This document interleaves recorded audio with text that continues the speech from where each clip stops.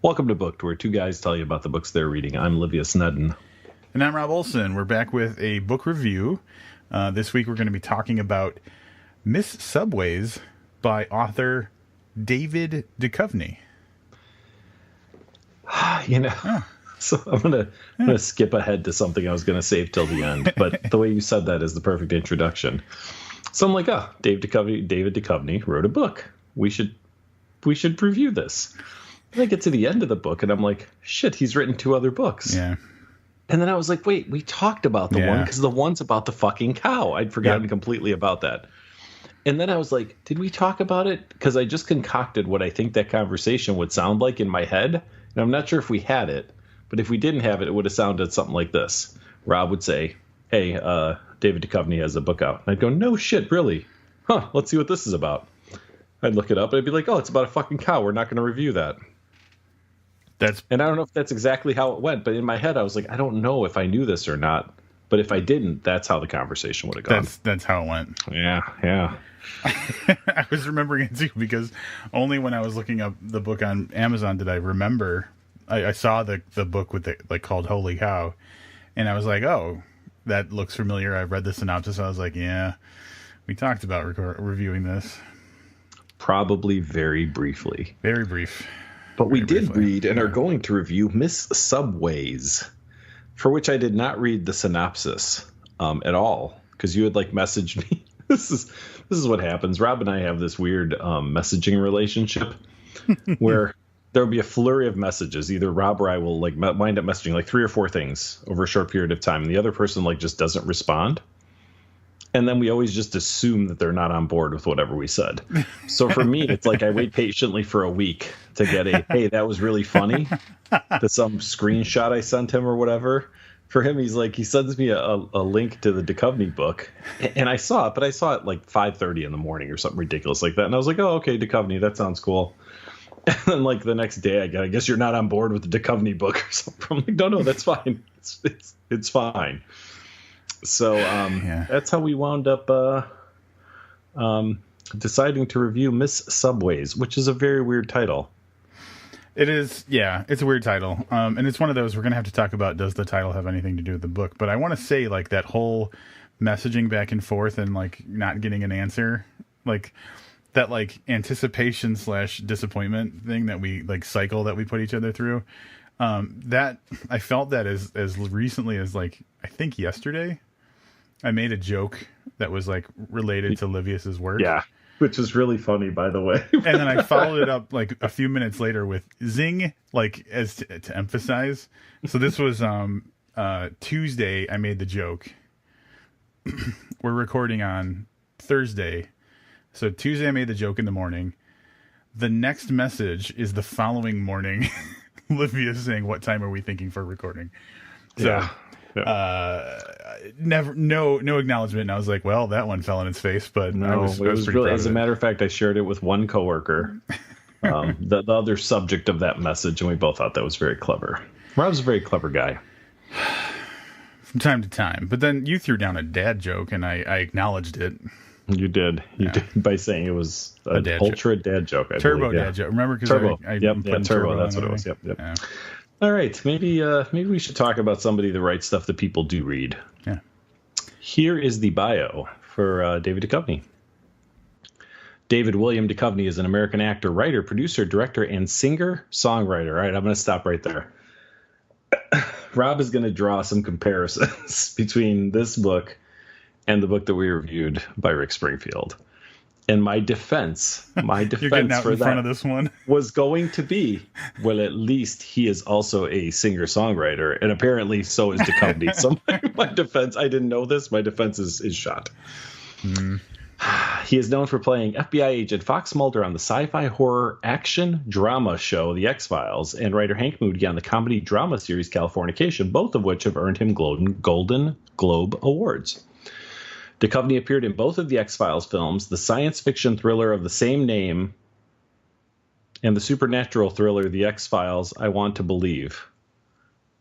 It's worded a little weird. I guess I see what they're saying there. As of May 2015, he has been executive producing and starring in the historically based cop drama Aquarius. Duchovny has a BA in English Literature from Princeton University and an MA in English Literature from Yale University. Holy shit, really? Yeah, this dude's legit. Wow. Hey, he's got an album. He's got 2 albums on Apple Music. That's where I get my music. One released in 2015 called Hell or High Water, and one released this year called Every Third Thought. I don't know. You want to need a little sample? Yeah, let's do it. See how this goes. I might have the volume all the way down. Can you hear it? Yes. He's going to hit us with like a licensing suit or something. Maybe. I just want some voice. So far, it sounds like something I might actually listen to. Well, while we're waiting for the lyrics to kick in, so far I'm happy with it, but yeah, there's just never going to be any lyrics.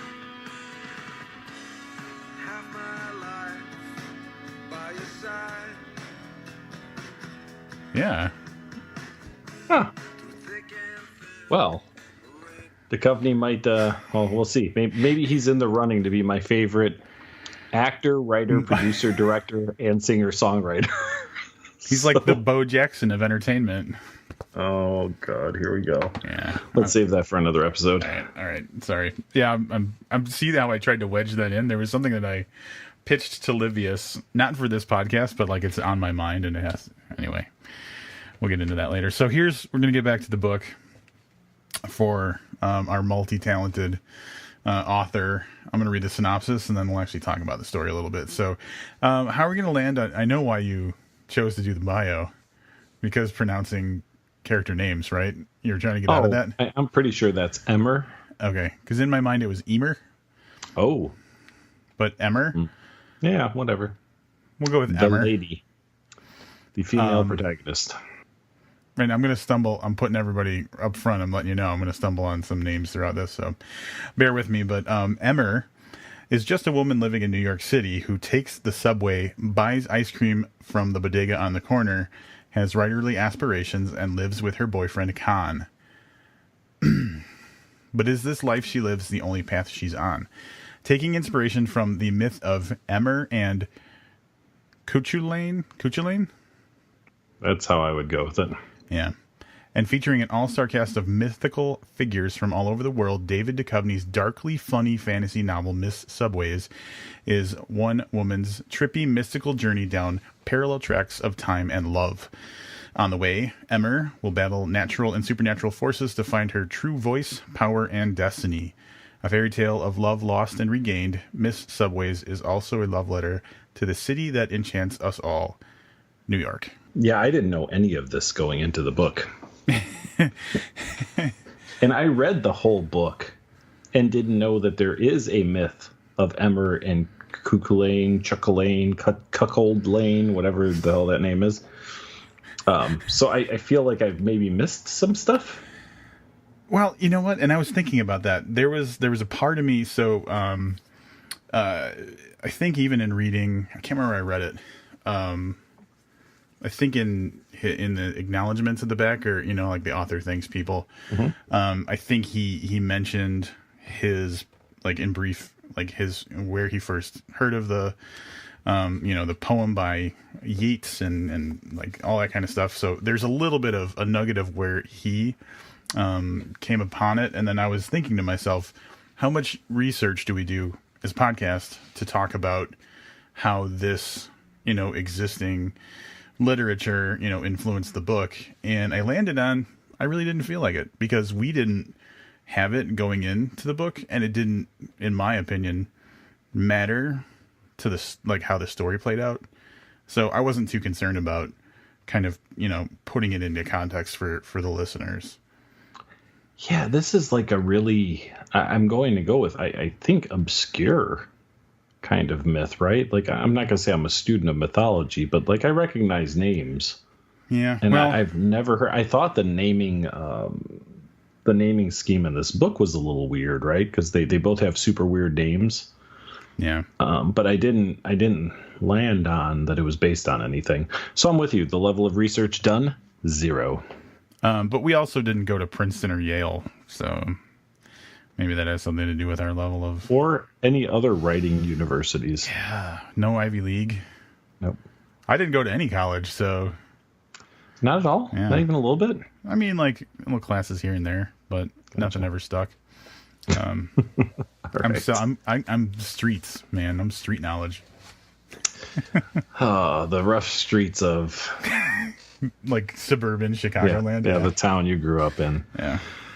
All right, so characters, we've covered a couple of them, but we'll kind of go in a little greater detail. Emmer Gunnels is definitely our protagonist in this, and I mean, as we get into this story, her role changes, so I don't even know where to begin. I mean, like it says in the synopsis, she lives with her boyfriend Khan.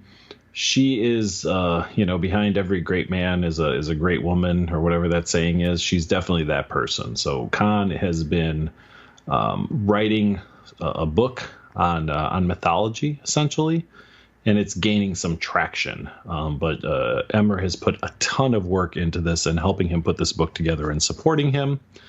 And then that all changes pretty early on in the book. But I guess I'll let Rob talk a little bit about some of the other characters before we get to that change. Yeah, so there's honestly not a lot of characters in the book that have a huge amount of time. It's really a handful. So Khan being the boyfriend Livia's mentioned. There's a couple others that show up, and this is where it gets a little bit strange because there's a supernatural element to the book. Some characters may resemble and or be other characters, and I don't think that's a spoiler. But the biggest players in the book are there's a woman who appears and kind of throws a wrench in the relationship in the beginning of the book, and it's Anansi. Did I say that how you would have said it? Yes. Anansi, who which is the name of that's a pretty commonly known like old god kind of name or something like that. I think it's an African god or something like that, like a spider.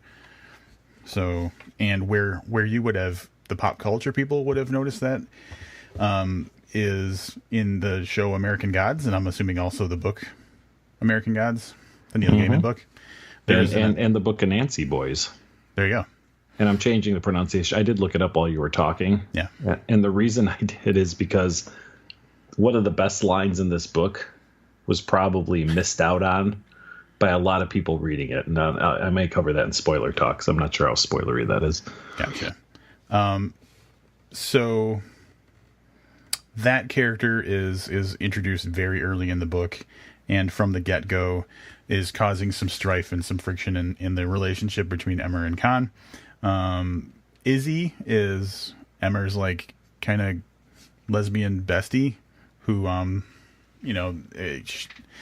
Emmer goes throughout the book when she needs advice or is in trouble or is, having a bad time or something like that. And then really the only other, and Livy, she might mention others, the only other character that plays super prominently is this guy, Sydney, who, like, for the most part of the book is manifests as like the superintendent or principal or whatever, superintendent of a school that Emmer works at, and is just this kind of short.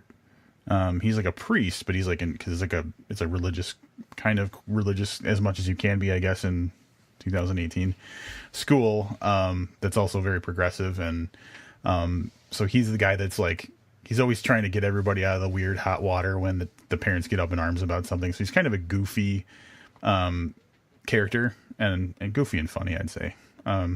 Really, there's not a lot of other really super main characters. There's a few that show up throughout that are funny, like there's a Chinese food delivery guy, and there's a couple others like that. Han and Miss May. Miss May, yeah. who is an Asian lady who her job, I gotta tell you, so there's some really great things in this book. And I'm sure that this is also based on some mythology that I am not aware of. But her job is, what was she called? She's the mistress disappearer. I'm looking at it. I'm looking it up right now. Yeah. So her job is she is someone that is hired to help make your husband's mistress go away. Yeah, but that's what she does for a living. Not like not in an evil way. Just in a like mistress dispeller. Mistress dispeller. That's it. Yeah. So this character, her job is basically to negotiate your old man's girlfriend away from him, which is just fucking great, man. Right, like she comes along with a better offer, more or less. It's pretty funny. So yeah, not a huge cast of characters. There's Emmer's father does make an appearance here or there, and in significant ways, but not much in the book. So yeah, I think that's really it as far as like characters go. But there's some really cool plot stuff, like especially in the beginning. Like the setup, I think is pretty great. Here is that plot. The book kicks off pretty soon into the book. Emmer is at a reading that Khan is doing for his new book. And there are a bunch of people there, and he's being wooed by, quote, air quotes, you can't see, Hollywood types who want to take him out to dinner. Emmer decides she's not going to get in the way. She's not going to go with. She's going to be the dutiful girlfriend, go home and let him do his thing. And a man appears to her who, in a doorman's outfit in the middle of the night, and essentially kind of bullies his way into her apartment and offers her a choice. So this isn't spoiler because it's probably 10% of the way into the book, but this really sets up the rest of the story. The woman that goes, so there's a woman and two men that take Khan away to dinner, and the woman is a black woman who is a little touchy-feely, very pretty, whatever. So, Emmer's a little concerned about it, but she says, I'm just whatever. It's no big deal. Everything will be fine. But he shows her a video of the two of them being really, really cozy, walking down the street, and then tells her that she has a choice.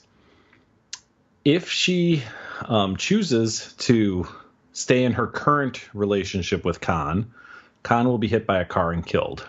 And he demonstrates this by showing her the rest of the video. She can stop this by swearing off her relationship with Khan, and then she will have no memory of their relationship, and they will both, go on to live separate lives, but with no memory of the fact that they were together. So that's really fucking weird. And when you don't know that this has a mythological swing and there's supernatural forces coming up, it really blindsides you when it happens in the book. Now, did you read the synopsis beforehand? No, right. You know what? I feel like I read something because I knew that there was going to be some level of supernatural thing going on, but I don't. Yeah, so maybe I did read the synopsis. Imagine my surprise when I'm reading, because we didn't talk about this in the synopsis. It says it's a love letter to the city of New York, which I thought from like page 3, I was like, this is going to be a very New York heavy book, which is not the first time it's been done. It's been at this point, quite honestly, probably a little overdone in how many books treat New York as a character. My God, if you choose to write about New York, you have to write about it like it's the only fucking city in the universe. Right. Yeah. So I'm like, all right, the writing's fair. This is me chapter 2 or 3, right? The writing's okay. All right. This woman rides the subway a lot. I get the feeling we spent a lot of time on the subway. Holy shit. An imp just fucking showed up and gave her a choice between him living and dying. Like it caught me really off guard. So, of course, Emmer does the thing that we would all hope the women in our lives do, and chooses to forget about the relationship and to let you continue living your life. Yeah. So that, so yeah. And then that's the interesting part, because like this is all the first 20% of the book. I looked it up just to see, because I knew it was very short, but like the first 20% of the book is basically what Livia's just told you. And probably 17% of it leading up is all everyday stuff, And then that 3% is a freaking imp shows up and has a like mystical phone that can show you the future and, you know, alter history or alter what could happen. So we have this little just bump of, you know, like a chapter of this craziness. And then the next part of the book starts in which, Emmer is going through life, a life where she hadn't had Khan as a boyfriend. So she's single.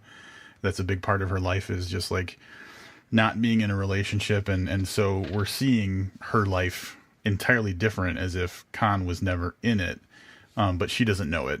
And so the story then basically inches toward the inevitable confrontation of, they both still live in New York, and, you know, they both probably have similar lives to what they had before this big change. So it's inevitable that, you know, any story would try and push them back into each other and see what happens. And so that's kind of the direction that the story takes us. That's it for Fly Guys. Thanks for listening. Yeah. And obviously there's like, were you joking? No, I don't know how much more we can say about the actual plot. Yeah. And anybody listening would probably kind of come to the conclusion that like the direction of the story and like the meaning of the narrative is basically like, will they get back together? And if so, what happens because of that?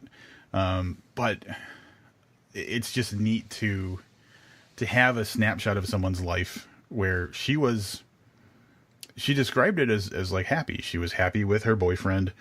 And everything was satisfactory, but like there was just a little glimpse of like, they weren't really trying super hard. They had just it seemed like they had just kind of gotten into like a rhythm, and they were just kind of content with that instead of, you know, challenging each other or, you know, going for their dreams and stuff like that.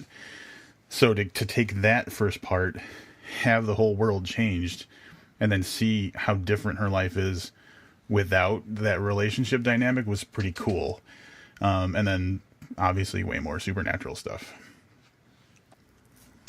Yeah, which will be discussed over in spoiler talk, I think, because there are some things that definitely merit conversation. Yeah. But in an effort to not spoil it for those of you who might read this book, we're going to do it on a separate channel. And for those of you who don't contribute to the podcast. So let's be honest. Yeah. We could always post a separate episode that's just the spoilers if we wanted to. That'd be weird. So there's one thing I'd like to talk about. I don't know if there's much conversation here, but so the second chapter in the book. So the first chapter introduces us to Emmer, and then the second chapter is basically Khan doing like reading from or discussing his kind of big life's work. So we're basically getting, you know, we're getting to read / imagine we're hearing what Khan's big life's work is. And the thing that I noticed about it was the way that the prose is written for Emmer's introduction in the first chapter versus the way that Khan's writing goes. Khan was very kind of over the top and bombastic and lots of like super descriptive words and like very hyperbolic. There was just like, you know, it was purple. And go back to the whole like conversation about purple prose. Like, yep. It was way over the top, and in a way where it was like, I was reading it and I'm like, I know this isn't David Duchovny's writing. He's writing like someone, but man, it was just a little bit too much. And I was like, is he trying to tell us that Khan's not the best writer? That's interesting. I mean, I noticed obviously that there was a specific voice change for us to, you know, so we get out of Emmer's head. Because the rest of this book is told 100% from Emmer's point of view. So it's like an omnipotent narrator, but focused on one character. I don't know. I don't know if it wasn't a good writer. I got the feeling he wasn't a likable guy. Yeah. From that. Yeah. I mean, there's the whole thing with the kind of whatever discussion they have about their restaurant they're going to. And, you know, I got the feeling that Emmer, and this is weird too, because obviously things change because of the whole they were never together. You know, you were saying like she was content and they weren't trying too hard. I almost got the feeling that like that Emmer loved Khan more than Khan loved Emmer. Yeah. Like he was so wrapped up in his identity as his work. Yeah. which wasn't really going super well. So, yeah. So from that point, I can tell you exactly how I felt. I mean, yes, I kind of knew that there's going to be, like you said, the kind of confrontation or whatever that, comes up with the two of them, maybe getting back together. But I really thought that we would see her life. How do I say this? That there would be another central romantic interest that maybe was better than Khan. Like the counter Khan. Yeah. Well, you know what? And some of that's from watching movies, right? So even like teen whatever high school love movie, you know what I mean, or comedies or whatever. Yeah. They're always like that. She's with this guy, but he's not really good. So this other guy comes along, and the story is how she doesn't see how he's the best thing for her. You know what I mean? Kind of situation. So that's kind of where I saw it going. Mm-hmm. And obviously, we're not going to talk about where it goes, but it definitely goes places. Right. So one thing that struck me about I'm going to say right out, David Duchovny is a much better writer than I expected him to be. Holy shit, right? Because like you just imagine like Mulder sitting down at a table trying to write a book, and I know that's stupid and reductive of like David Duchovny's life, but like, what does he think about me? I'm going to turn it around on David Duchovny. He thinks I'm a podcaster and nothing else. Well, let me tell you, David about Duchovny. You at all, buddy. Damn it. Well, that's what he would think. But it's funny because I also thought about Hank Moody, who was a writer. Yeah. And how much of this book did you read in David Duchovny's voice? None of it, actually. That's how good of a writer he is. At the start, I was hearing his voice. So in the Khan stuff, I was hearing his voice because, like, that's the kind of stuff you would hear, like, in like, kind of those over drawn out monologues that he would do in Californication, or like sometimes there was like voiceover kind of stuff, right? Was there voiceover kind of stuff like that? There was. I mean, there wasn't a couple episodes of the X-Files, which was just goddamn terrible. Don't even start me on the X-Files. All right. But we're going to have to talk about this X-Files versus Californication thing at some point. But yeah, he's a much better writer than I thought he was going to be. And the tone of the book is pretty laid back. Like it's very casual writing as far as like character interactions and stuff go. Not pretentious or anything like that, but it's got that supernatural element just kind of slipped in there in ways that are reminiscent of like things we've talked about recently would be Christopher Moore or Tom Robbins. Like just a little something weird in there. Jonathan Carroll for me, but yeah, absolutely. Yeah, and I haven't read, so I have to go with what I know. So it fits well, and not necessarily like, I wouldn't say this is satire, but it's got kind of like a wit to it that would, you know what I'm saying, kind of fit with satire, maybe. Yeah, I mean, this was, look, obviously we'll get into our wrap-ups and stuff, but the one thing I can say is he wrote in a way that was very approachable. Super easy. Yeah, I don't want to say easy. Easy, I think, is the reductive part of that. Like, it was just really comfortable reading it. It felt like having a conversation with someone who can tell a story and is kind of clever at points. Yeah. Versus just, I don't want people to confuse easy for simple, I guess, because I don't think that it's written super simply.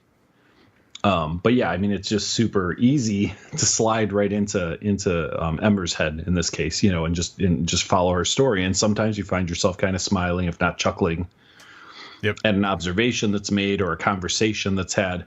There's a conversation that happens between a couple of times between Emmer and another character that's like that. It's supposed to be that, like, I just kind of met you flirty kind of talk. Right.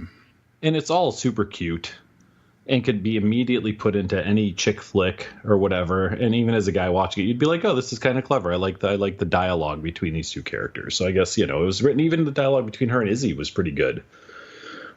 So he writes in a very approachable way, I guess is how I would best say it. Yeah, and we've mentioned the supernatural thing a couple times, and it probably is best not to go into the details of it. But some people might hear that and kind of balk at whether they want to read it or not. And I would say absolutely this is something that would not get in the way. It wouldn't be like, oh, this is too Game of Thronesy for me or anything like that by any stretch of the imagination. It's just there, and it doesn't take away from or change the story into something besides just like kind of your average, book about a person. We talked a little bit about New York, but I want to talk about something else that's interesting, and I don't know that I have ever seen this in a book. This must be the most timely book I've ever read. Well, but when I say that, I mean, when you think about the references that are made, this book was obviously not written 4 years ago. Right. And if it was adapted very recently to be very, if not 2018, very 2017. So a lot of books you read maybe don't make any reference to the time frame. Even if they're current, they don't talk about current events. And if they do, they're current events from 2 or 3 years ago when the book was written. Mm-hmm. This felt like David Duchovny finished it like 2 months ago and it went to the printer. I agree. And there are references. I mean, there's references to Prince's death, which is 14 months ago. Mm-hmm. And I think there's a reference to the Me Too movement, right? Which is probably about that same, year and a half ago. So it was interesting for me to read something that took place today that felt, I mean, I was really grounded in today versus reading just a generic where, they're talking about, they've got a smartphone and there's, the smart lights or something. So you go, okay, well, this kind of takes place today because the setting of the objects tells you it's today, where this was definite events that you've heard about ad nauseum in some cases, in the news, popping up as little tidbits in the book. Yeah, that might lend a little bit to the approachability of it because it's relevant to what's going on now too. Absolutely. Yeah. I mean, we're kind of winding down. I think we're kind of straggling. Do you want to jump over to spoiler talk? I would love to jump over to spoiler talk. Now, you may be a new listener. You may be saying to yourself, what is spoiler talk? Spoiler talk is something that we've been doing with great, what's the word I'm looking for? We're doing. No, we're not enthusiastic about it. Pace? We were doing it very frequently with great frequency. There you go. Frequency. That's what I meant to say. When we first started this, it was like every third or fourth book, and now it's pretty much every book we read. Spoiler talk is usually a 5 to 15-minute mini episode that takes place over at our Patreon page, patreon.com/booked. Any donation amount of $1 or more per month entitles you not only to hear this episode 24 hours before anybody else, but spoiler talk, which is where we give, I don't want to say we hold back thoughts on the book, but I want to talk about the end of this book. And talking about the end of this book would be disastrous for anybody who's thinking about reading it because you would know what the outcome is. But I feel it's discussion worthy, and Rob hopefully feels the same way. And sometimes one of us or both of us learn something from the conversation. So if you're a Patreon subscriber, you already know, hop over and listen to it if you want, or wait till the end of the episode, or wait until you've read the book if we've convinced you that this book is worth reading. If you're not a Patreon subscriber, what the hell? It's $1 a month. I mean, you can donate more, but really $1 a month is all you need in order to get these extra episodes. I was just furiously doing the math on that. That's $12 a year. Yeah, I heard you. I heard it sounded like you were doing it with pencil and paper. I could hear the little scratchy sounds, carry the one. Exactly. Yeah. Right, so. I licked the tip of the pencil before I started writing. Isn't that something that people do? I don't know. Those people get limp twisting and not. Guy sucking on a pencil. Local man found with pencil in mouth. Well, now we know the cause. It wasn't foul play. So we're going to jump over and do spoiler talk. Join us again in mere milliseconds for our wrap-ups. All right, we are back after instantaneously. It's like in time travel. We're we just spent 3 years in the past, but really, I was going to say Back to the Future, but I know you haven't seen it. Yeah, no idea. So yeah, you wouldn't know why that's the Lone Pine Mall instead of the Twin Pines Mall.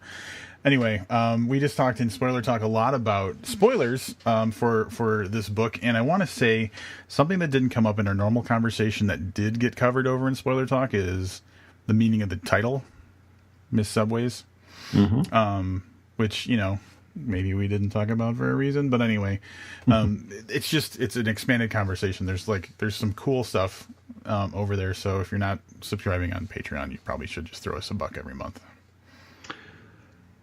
Right.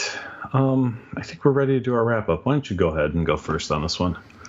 I was so all right. So I when I can't remember how I found out about this book, but the first thing I did was message Livius, and then I messaged friends of the podcast, Jesse and Misty, and it was obvious because either they didn't care or they were busy because they didn't respond right away. But I was like, why didn't anybody tell me David Duchovny has a new book out? And then like 5 minutes later, after no response, I was like, did somebody tell me that David Duchovny has a new book out? And then I think I sent like a third, like, maybe they did, like, maybe you did. I don't know. But anyway, so like I was so excited. I was texting people about this because I'm a big fan of X-Files. And while I didn't finish watching the series Californication, I really dug the Hank Moody character on there. And I even watched that Aquarius show. I don't know if we may have talked about this on the podcast already, but I did not see Aquarius. It was okay. And he brought way more to that show than that show probably deserved, if you want me to be totally honest. But anyway, always been a Duchovny fan, always been thumbs up to that dude. I advocated to talk about, to review a book about, cows going out and exploring the world, and was very quickly shot down. So sorry, David. But I won this time, and I think we won this time because this book was fucking great. And it's just like an unexpected gem, because when someone crosses over from one medium that they've been dominating for literally decades into another, you don't know what to expect. And, a lot of celebrities get book deals because they're celebrities. Like, oh, who is it? I went into the bookstore one day and there was like 3 different celebrity books just like stacked up next to each other. And I was like, what the hell? Do we give authors book deals anymore? So I wasn't super confident that this would turn out well. Within the first 20% of the book, I was like, this is going to be a damn good book. So it was a fun read. And like Olivia said, it was approachable. It wasn't simple. It wasn't basic. It was just like, it was easy to get through, and it was a good story. And I mean, I don't really have criticisms about any of it. There was some really cool stuff that we didn't bring up in our review. There was this whole thing where she saves a bird, and then like she has like a almost a parental relationship with this bird, and I thought that was very charming. There's so many elements of this book that are just charming and fun and endearing, and I think that's the good quality of this, is like you don't have to write a dark and dreary book for it to be good and have literary weight. It did explore, very serious things and very emotional things and stuff. So there was like sadness, but overall it was kind of a peppy, what was it? The Christopher Marquardt noir book. That type of perky noir. Perky noir. This was a little bit perky as well, I would say. So anyway, I really enjoyed it, and I know it's not super possible because we have books lined up that we're going to be reviewing, but I'd love to go back and read his other stuff, and I would definitely recommend this to people. So I'm going to go 4.5 stars. I took Rob's recommendation with a grain of salt. You guys have to understand, Rob may come across books before me. So it'll be like, oh, Paul Tremblay's got his book has a release date and stuff. And that's something we were already going to read. So Rob, about twice a year, recommends a book that's not like on the, what I'll call the pre-approved, author reading list. Stephen Graham Jones comes out with something. It's pretty much a given that we're going to do it. Christopher Moore, there's some authors that we just love, who we've come across on this podcast or wherever, that we just know we're going to do. So I was like, whatever. It's not too long. David Duchovny writing a book about a lady who takes the subway. We'll see what it is. David Duchovny is an excellent fucking writer. And I say that because although I had a little bit of issue with the story, part of that was my fault for not knowing what I was getting into. This happens frequently, but this guy can write characters and dialogue and down-to-earth shit in a way that's super engaging, and I really, really liked that. Over in Spoiler Talk, we talked about one problem that I had with the book towards the end. It wasn't a deal breaker, but it didn't fit for me at all. But I don't think it really greatly lessened the book at all. I will say this. I was thinking the same thing. Like, I'll probably never get around to reading the old Duchovnys, but I think Duchovny goes on the pre-approved reading list for whatever his next release is. So I think Rob's right in line here. I think if it wasn't for that goddamn ending, man, I probably would have given it 5 stars. But I'm going to go with you on this. 4.5 stars. Super fucking enjoyable book. Nice. Mm-hmm. Also, I would like to say that I went back to look at reviews, and there are very few reviews. So in the event, David, that you're listening, shoot us a tweet or an email or bookpodcast@gmail.com. We'll probably read one if it says it's from David Duchovny. But yeah, we'd love to have you on and talk about it. Just throwing it out there. So I had the same thought.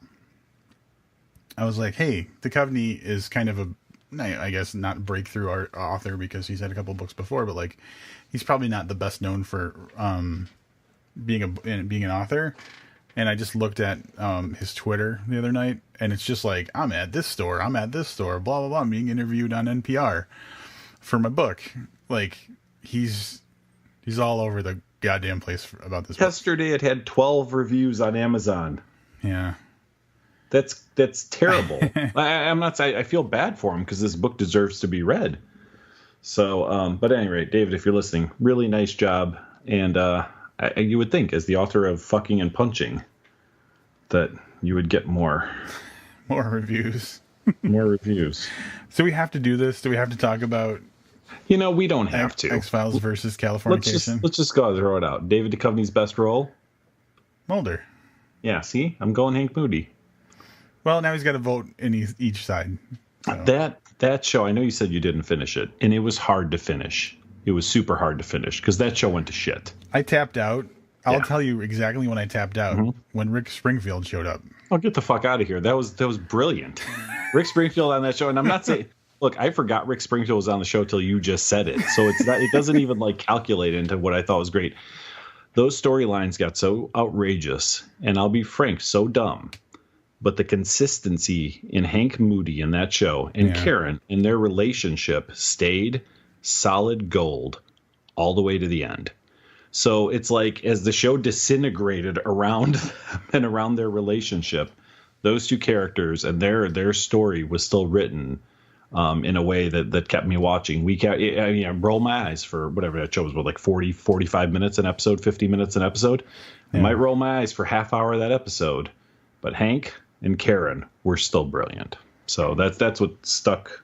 That's how I stuck it out. Yeah. And that's it. Well, maybe I'll go back to it one day. I've got that HBO subscription going right now because Westworld is on. So, before we move on, you wanted to talk about a line in the book. Oh, yeah. This is just... Livius has pounded into my mind how much he hates dreams or dream sequences. Really just like the existence of dreams outside of like, I'm assuming when you're asleep and having your own dreams, right? Yep. And I have nothing against dreams. You just don't want to hear people's dreams. So I don't even know if it's that. It's the I just watched. So one of my favorite shows is The Royals on E exclamation point channel. And in their season / probably series finale, they do this thing where they do this thing and you go, holy shit, this thing's going down. And then someone wakes up from a dream. And I'm like, all right, that was just fucking lazy. And in writing, typically for me, it's a very lazy way to talk about how somebody's feeling. So that's my issue with it. And, I don't mind. You want to tell me about a dream you had? Like, that's cool. If it's interesting enough, I'll care. And if it's boring, I won't. I just don't like it in fiction, TV, movies, or written word. Well, here's the quote, and then it just reminded me of something that I watched recently, so we'll talk about that. But the quote is, "I'm sorry, but there's nothing more deathly boring than having to listen to someone else's dream," which immediately made me think of you, and it's the only thing I highlighted the entire book. But it's also, that is a sentiment that very strongly is shared by David James Keaton, who is a longtime friend of the podcast. He's been on we've reviewed like everything that he's put out except for short story collections that contain, stories that we talked about in the past. So I know that on occasions I've heard him rant and rail against the idea of dreams in fiction. So Yeah. I agree wholeheartedly. But have you heard of a movie called Revenge? No. All right. It is, I think it's a French movie. But I'm sold already. The French know how to make movies. And it's a horror movie. And so the idea is this woman is like this rich dude's mistress.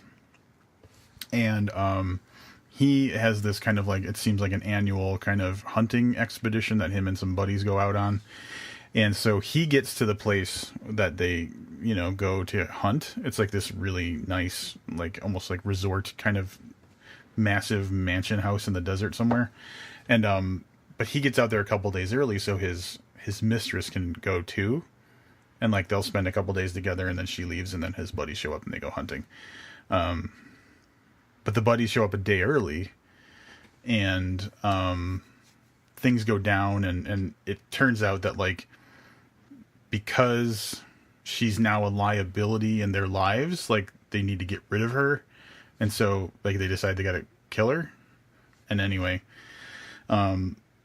it's really it's hard to explain because it's not like super actiony and it's not super thrillery, but it's still a great story. And it's just these three guys chasing and hunting this girl who, wants revenge because they, tried to kill her. But there's this one part where she's like hiding in this cave, and she wakes up from it. Like you think she wakes up, and then something happens, and she wakes up from a dream. But they do that like 4 more times, where like different things happen, but she wakes up from the dream. Like it happens like 4 times in a row, like in that one scene. And it's like, oh God, just fucking end this. Ugh. See, I was looking at this. I was like, maybe I'll watch this. Maybe. And I was like, you said that. And I was like, that's just terrible. Why do that? You still must watch it. It's actually really good. I do like French films, man. They do talk a little French and mostly English, but like, yeah, if you want to see the Hell Hath No Fury, like a woman scorned. Mm-hmm. Yeah. See what happens when you push a woman off a cliff and she survives. It sounds a little bit like I Spit on Your Grave. Oh, I haven't seen that, but I've always been like, I wonder if this is good. I think that was remade. Yeah, there's a recent release of, I did not see that. I saw the original, I would have to guess from the 70s, maybe early 80s.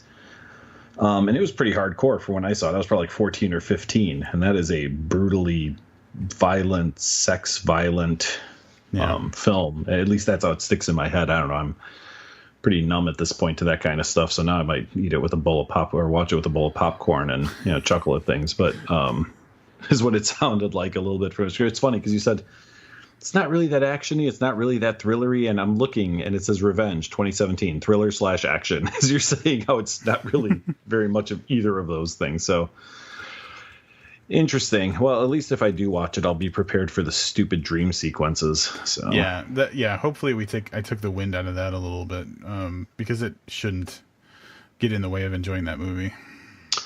Rob, baby update. Do we have a baby update this week? I don't hear the baby much. So much or at all? Haven't heard the baby in the last few days. Oh, okay. All right. So we'll table that.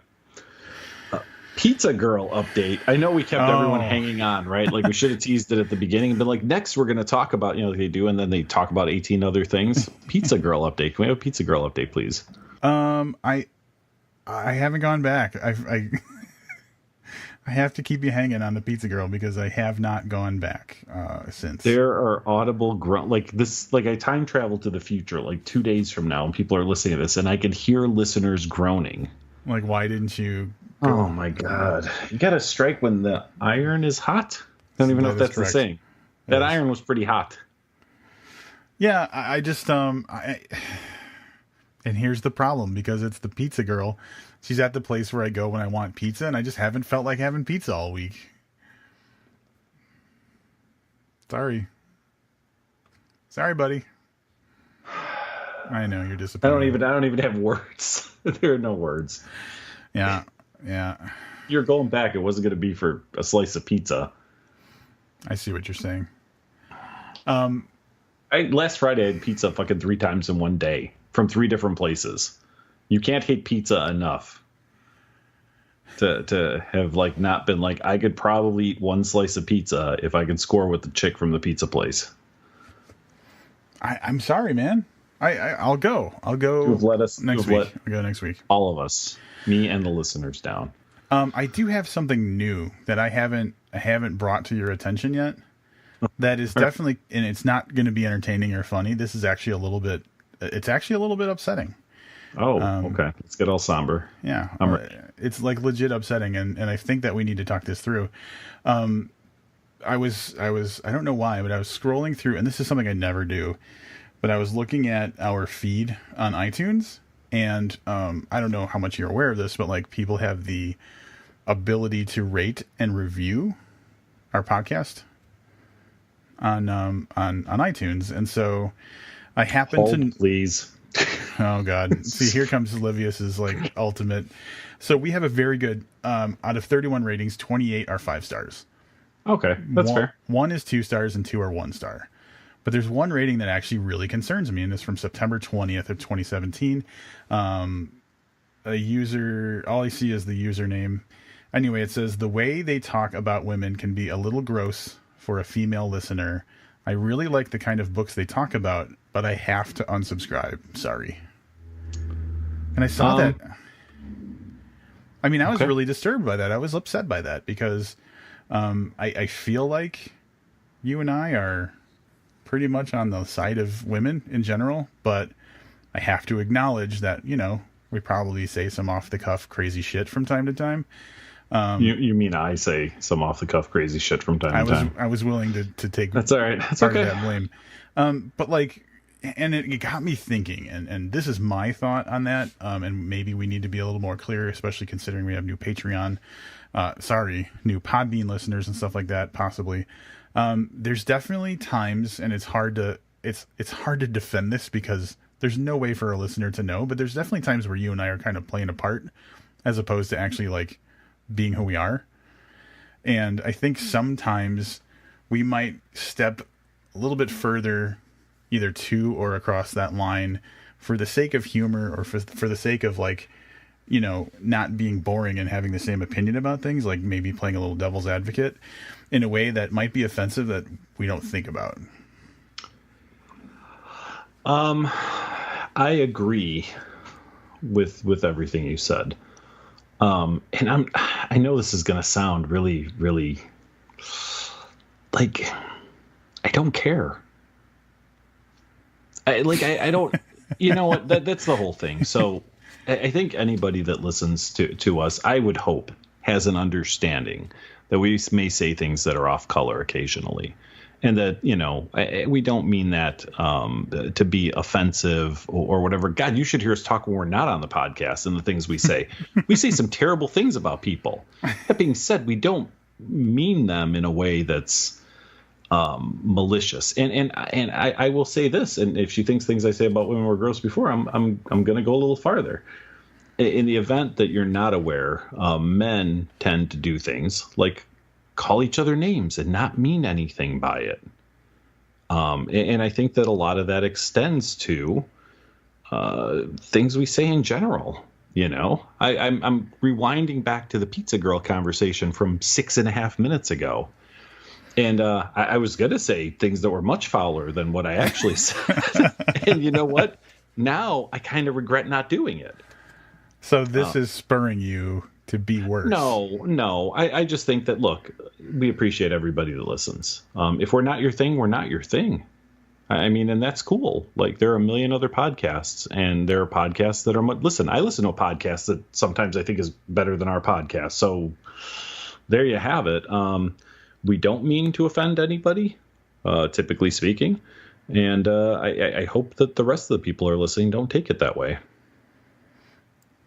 Yeah, but it's bound to, and I think what you're saying makes me think about kind of one of our principles in general is like when we're reviewing a book, we're going to say what we really feel about it, because there's an integrity to that, you know, not saying what we think people want to hear.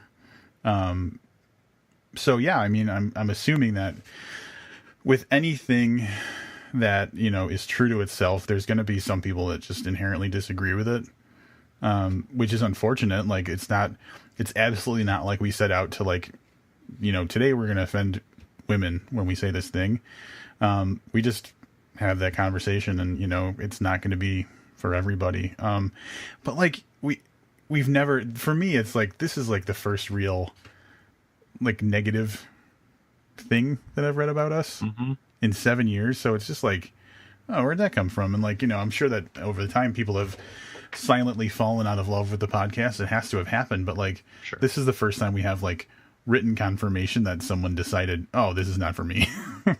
It's weird because I've really been trying to think of what we could have said that would lead someone to say the way we talk about women is gross. It's probably like the worst thing we could do is, just doing like an exhibition of what could we have said.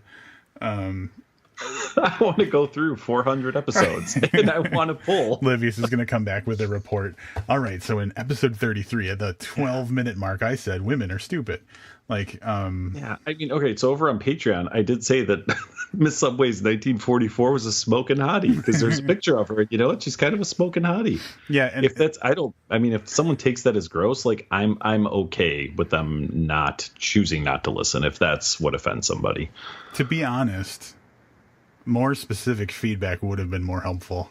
Like, give us the actual thing that we said, because then, we can see, in that situation, we would know, is this something that we said innocently that's an easy thing for us to just say differently, or is it something where it's just a difference of opinion? There's no way we can know. True. Man, that was a little somber. All right. Well, that being said, I do want to acknowledge, are we done? Have we moved on from this topic? Yeah, I just want to acknowledge, that's the first, it was a first for me. Listen, I'm going to feel this one for a little while. It's going to resonate with me for a little while. And again, I don't know that I'm going to change who I am because of it. Right. Hey, I do know. I'm not going to. That's just to get it out there. So. If anybody's listening who may have some sort of insight, send it to me so that we can. That I don't have any way to rebut. Yeah. Well, I was thinking so that we can protect your delicate feelings. True. Because Livius cares about that kind of stuff. I would like to hear, but like, if you're listening and you're like, wow, that sounds so out of character. Or if you're listening and you're like, well, obviously, what is it? What is it that makes that person's statement true or obviously false? What was that? You said it was from like a year ago? It was from September of 2017. So it was like 6-7 months ago. I gotcha. I may even look at some of those episodes and see what. That's when it was around the time that I was talking about those dating apps and stuff.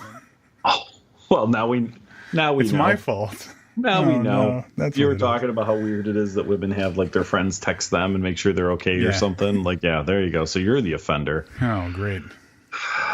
That being said, I would like to say, so we have a new listener. I'm not going to say a whole lot about it. Steve, if you're listening, thanks for listening. That's all I wanted to throw out there.